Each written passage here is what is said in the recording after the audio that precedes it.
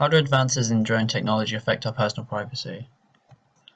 Following new advances in drone technology over the last 2 decades, it's no longer uncommon to walk around the park or city and see someone flying a drone every now and then. They are used far more than people realise, with drone technology starting to show up in sport and commercial use too. In 2016, New Zealand's Domino's branch completed the world's first ever drone-delivered pizza, but this is still a few years away from becoming normal. Drones are what we usually call UAVs that are controlled by a distant operator via radio controls.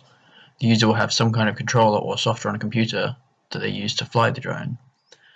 Often, they will have a camera attached to the device so that the user can see where the drone is and record its surroundings. Usually, they have 4+ propellers on limbs protruding from the main body of the device. This helps to keep the drone stable as most of its weight is in the center. The rotors typically spin in opposite pairs to help control the drone when moving on three-dimensional vectors. Social impacts of drone technology. Advances in drone tech have commercialized UAVs to the point at which sports have developed around them, like the Drone Racing League. The World Surf League also uses drones often now to help record surfers in the water and broadcast better quality content to their fans. However, there are also negative opinions towards drones. They create a lot of noise, which is likely to agitate people living nearby if they hear it often.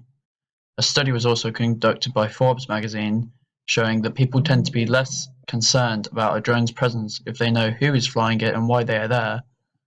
However, this is unlikely to happen in casual drone use. Gatwick Airport drone incident.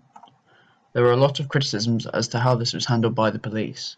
The persons responsible received no criminal charge at all, despite breaking civil aviation laws, meaning they should have been looking at a maximum sentence of lifetime imprisonment under the Aviation and Maritime Security Act of 1990. This led to an update in airfield restrictions in March 2019. Also, as of November 2019, drones in the UK are now legally required to be registered and have operator details printed onto the device itself for safety. References for all images and information used in this presentation. Thank you.